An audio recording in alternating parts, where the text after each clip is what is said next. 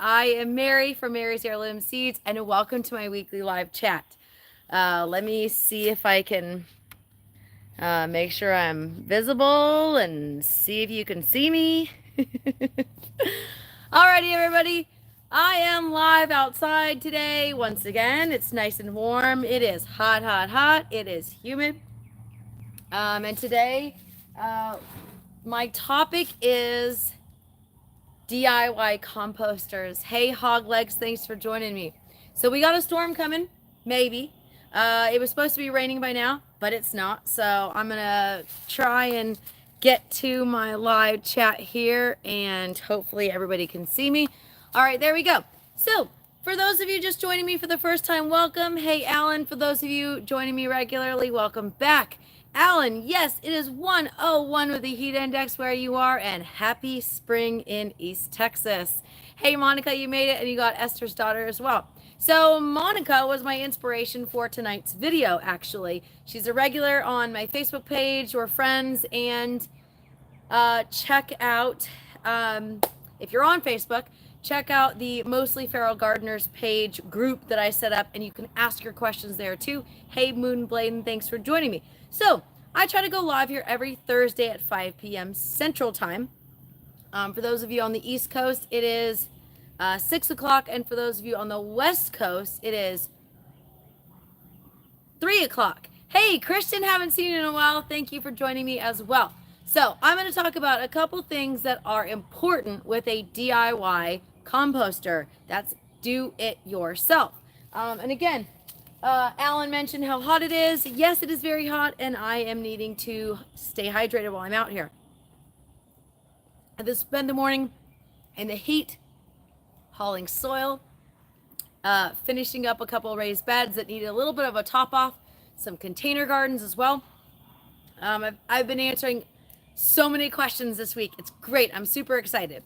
So, all right. So composters. Now, you don't have to buy an expensive composter to create compost successfully. Hey, Shirley, thanks for joining me. And Monica, 100 degrees. Yes. And it is nice and steamy here in East Texas, just like it is in Florida. So you can buy composters. You can buy the tumbler ones. You can buy the worms, the setups where you can put some worms in there as well. I've got one here that's a really inexpensive one, super easy to put together.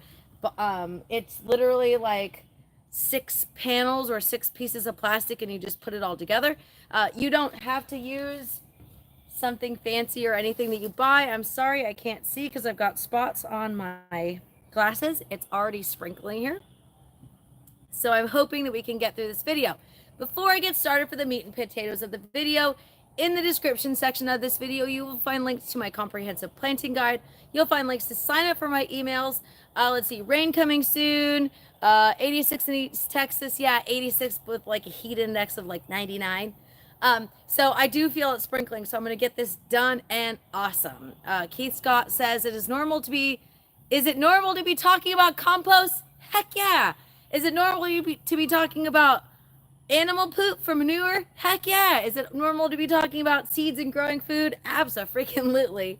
It is a very common conversation we have here on my live chats at Mary's Heirloom Seeds in the Seed Shop. I'm constantly talking about different ways you can amend your soil. So manure is an excellent way to amend your soil without having to buy fertilizer. Compost is an excellent way to amend your garden without having to buy fertilizer. Hey, thank you for joining me as well. All right, so if you're like me, you probably got a bunch of these buckets. I'm not trying not to talk into the bucket because it's like echoing. So I got a 5-gallon bucket here. Yes, you can compost in a 5-gallon bucket. I also have a video that is not live about composting in your kitchen. And in that I discussed, literally you can take a small bucket, plastic containers, whatever you want. Hang on just a second. Literally you can just take plastic containers under your kitchen cabinet, and then once you're ready, you can take them out and add them into your compost pile. So you don't necessarily have to come out to your compost every day. I do have a small metal and also a small porcelain or glass container that I use for compost for in my kitchen. And then when I'm done, can you see that behind me? The storm's coming in. Then when I'm done with it in the kitchen, I take it outside to completely compost. Now, if I have a 5-gallon bucket, what am I going to do with this 5-gallon bucket to make it a compost bin? Now, first and foremost, it needs drainage holes. Super important part of your compost is going to be moisture, and it's going to be oxygen. So without moisture and without oxygen, it can slow the decomp process. And without oxygen, oh my, it's gonna be disgusting. So you're definitely gonna want to drill some drainage holes. I mean, literally, you can just take your drill and drill a couple holes here, drill a couple holes in the bottom, and you're done. Now the other part of that is put a lid on it. Yes, you want air and you want oxygen, but at the same time, it's gonna come down and just flood. We had 4 inches in 2 days. We had an inch overnight. That's going to flood this bucket, and it's not going to get compost naturally. Good point. Keith Scott says tons of leaves to compost behind you, and I will also discuss that as well. I have a video on making a leaf mold setup, and it includes my handy dandy DIY tomato cages. So I'm 5'3" 3/4. Got to have that 3/4. This is a 4-foot tall panel. So this is pretty big. Now what I'm going to do with this is, if I wanted to make a leaf mold setup, which watch the video, there's a lot of great information. I'm going to take this awesome cage and I'm going to fill it up with leaves. It's that easy to make leaf mold, and you want to let it decompose. It gets squished down a little bit as it decomposes, and then you just keep topping it up. Now, if I want to use this as a composter, this is probably one of the easiest DIY composters because I use these as tomato cages. They're easy because I can stick my hand through it. I have a small enough hand that I can fit it through, and I can take whatever I want. Christian says my buckets make nice homes for baby skeeters. Yeah, you don't want water. You don't want water filling it up. So that's why I mentioned the holes. So the cool thing about this is no drainage holes. If I want to make a DIY composter out of this wire, I've got tons of this wire left over. You can use chicken wire. You can pretty much use any kind of wire, because what I'm going to do here is I'm going to take a cardboard box and I'm going to open up the cardboard box. First of all, I'm going to, I'm not sure why these messages are, sorry, I'm not seeing anything. Key says, I alternate layers of leaves and shredded cardboard boxes. Very good point. So what I'm going to do here is I'm going to take a cardboard box. I'm going to make sure there's no labels on it. I'm going to make sure there's no tape on it. And I'm going to take it and I'm going to sit it inside so that it wraps around the inside. And then I'm going to put my compost in it. And so even if your cardboard doesn't go up to the very top, you can add more cardboard to the outer side on the inside at a later time. So you just want to add and add and add. Now, one thing I will say that might be a problem for you. If it gets windy at where you are, it gets windy here in East Texas, I've had these blow away. So I actually purchased super inexpensive tent spikes. And I just secure them to the ground around the outer side. And then I pull it up when I'm ready. And the cool thing about this is I use electrical ties. I call them zip ties to keep it closed. So if I want to use the compost that has been growing or building in this DIY tomato cage, all I need to do is snip that electrical tie and open it up, and now I have a pile of compost that I can use. That's really awesome. All right, so we got a 5-gallon bucket. Super easy. We got a DIY tomato cage that you can use for a DIY composter. Now I got another option for you. And I think I've shared this in a video before. By the way, if I missed your comments, please holler at me. Let me know if you've got any questions. I'm always happy to help. Again, in the description section of this video, you'll find a link to my comprehensive planting guide. In the comprehensive planting guide, you will find a ton of different useful articles, links. I don't know if I should say anything about it yet. It's kind of been a secret. What do you think? Oh, ladybug. And not the bitey kind. Oop, there you go. Ladybug. Okay, she flew away. So, I've been kind of working on a secret. I wasn't sure if I was going to tell you guys, but I'm kind of working on a couple extras on my website. I'm going to completely change the look of the website. It's going to be good. It's going to be great, and it's not going to be difficult. I know sometimes people say that they improved it until it didn't work anymore, but I'm actually making it so that it's easier to use. There's going to be some add-ons that you can use on the website that you can't currently use, and then there will also be more free downloads. That's one thing people have asked me is, why can't I print your herb planting guide? Well, I'm working on a downloadable herb planting guide. Yay, right? So awesomeness. There's going to be a lot of awesome, great changes to the website, but they're going to be easy. I hate it when people improve on a website and you like literally can't use it anymore. But that's not the goal. So stay tuned on that, and we'll get back to composting now. So I got one more option for you as a DIY composter. I don't know if you know this or not, but I'm a big fan of recycling and reusing things. And compost is literally using recycled food to feed your garden. I take the back, I lied. I have two different options that I will share with you for DIY composting. The first one of the two, you can't really see it very well, but one of those beds right there. So sometimes you've got a bed that's empty.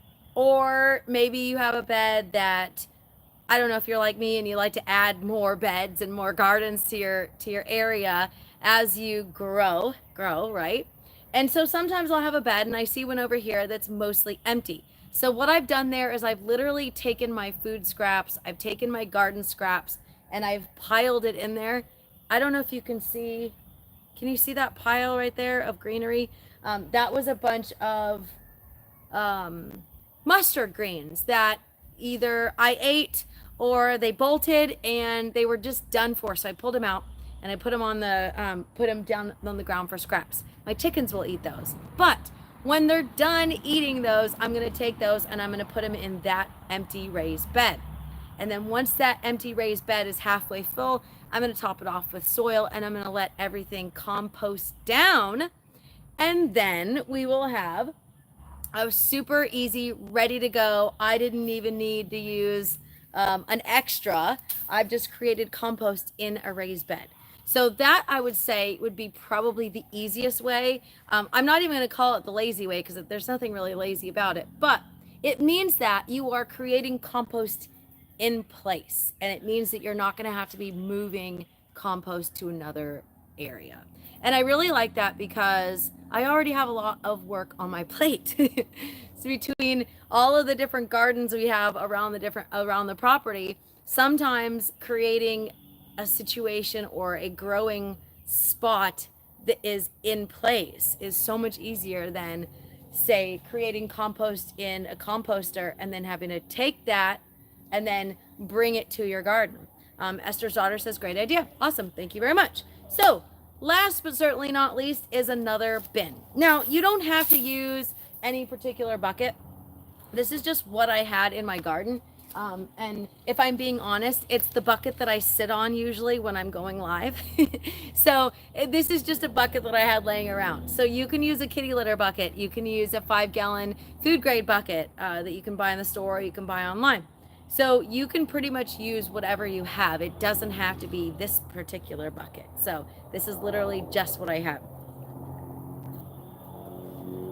And now, last but not least is a bin. So a couple years ago, I contacted KNC Worm Farm and I said, hey, I've got a lot of my customers that are asking me about creating a worm farm. What do I do? Can you give me some pointers? So they gave me a lot of great information about some of the way that they have their worm setups. And this is kind of part of it. So I have this bin that I'm not going to use because it's broken. So easy. It's the same concept as your bucket. Only this one already has a lid on it. This one has a lid. I just don't have it out here with me. So what I'm going to do is I'm going to take this bucket and I'm going to drill holes in the bottom and I'm going to drill a couple holes on the side.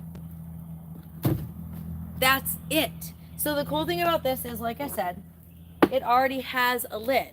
So I'm going to take this and I'm going to keep the lid on. So that way when it rains, when we get, I don't know, 4 inches of rain in a day or 15 inches of rain in a week, it's covered. We didn't really get that much rain, but it feels like it because we're kind of floating away here.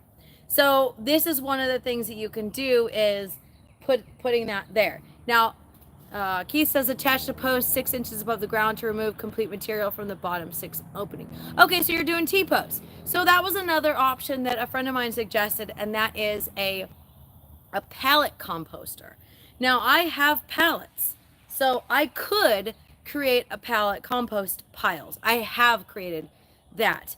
But not everybody has pallets, so I didn't really mention it today. Now, if you have access to pallets, I will probably film a video when the current pallet composter is full, and I need to create a new one. And so I'll share with you about how I make that, but it's super simple. If you've got access to pallets and they aren't the ones that are treated, and there's a certain color that they spray on them. I think one of them I got with a shipment here for our paper goods was blue. And I think that that's the one that you're not supposed to use. So I'm not using it for composters. But you literally need 3 pallets. So you have 3 sides and you drill some, you can use regular screws. I use wood screws because I got a ton of wood screws from building the raised beds. So that's as simple as it is. Some people put wire mesh on it. I like to keep it simple and I try not to overcomplicate things. So literally 3 pallets, drill them and you're done. Oh, so you have pallets and you said you bought them for $5 each. Well, that's a pretty great deal. Considering some of these composters, like something like this is going to cost you $50, $60. Something like this is going to cost you $5. And then something like this might be even leftover because maybe you're not using tomato cages this year. Maybe you're using something different, which, by the way, that is what I am doing in some of my gardens. So I will have, I'll have an update on how I'm trellising my tomatoes this year. It'll be a little something different in the new garden. New garden, new experiments, and new varieties that we're planting there. So for those of you that have questions, send me an email. So my email is mary@marysheirloomseeds.com. I am trying to keep this video short and sweet tonight because we have a storm on the way. It was supposed to be here already, so I was already working on borrowed time, as they say. Monica says I'm trying something different too. Grow bags. I mean, you can literally use a trash can. Anything that has drainage. So Monica, I'll get back to you as soon as I'm done. So with your compost, I will say this. I'll just give you a little brief information on compost. For your compost, you want greens, you want browns, you want oxygen, and you want moisture. Super, super simple. So your greens and browns, your moisture, your oxygen, and then there are a couple things you don't necessarily want to compost. For example, I don't compost meat. I don't compost oils, and I don't compost dairy. I don't eat a lot of dairy, so I don't really have to worry about it too much. But I definitely don't compost meats. Those are either, well, they're very rarely thrown away in this house, so I don't really have to worry about that. But eggshells. So instead of just tossing my eggshells directly into the compost, I generally, crumble them, and I'm good to go. But for the most part, everything that we don't consume here gets composted. I will say this. I also don't compost diseased plants. There are a couple other recommendations. Don't compost herbicide or pesticide soaked vegetation. that is not something I do here, so it's not something I necessarily have to worry about.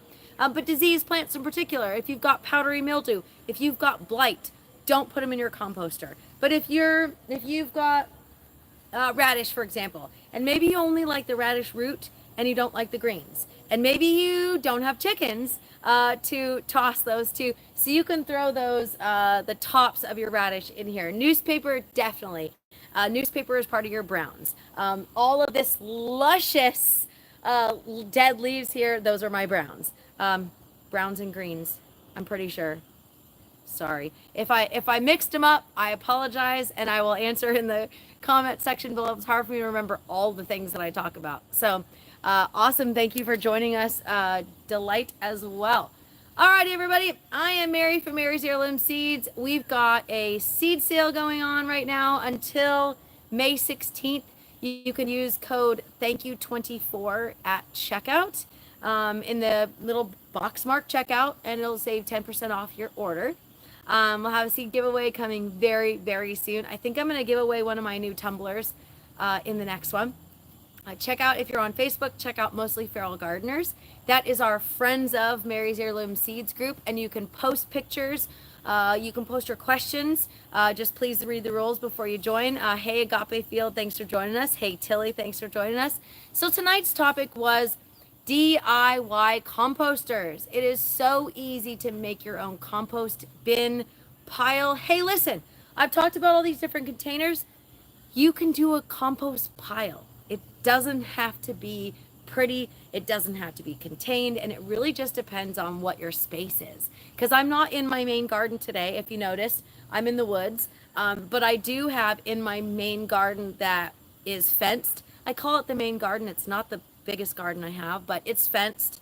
And it is where I do a lot of my videos. And I've got a what my granny would call a rubbish pile.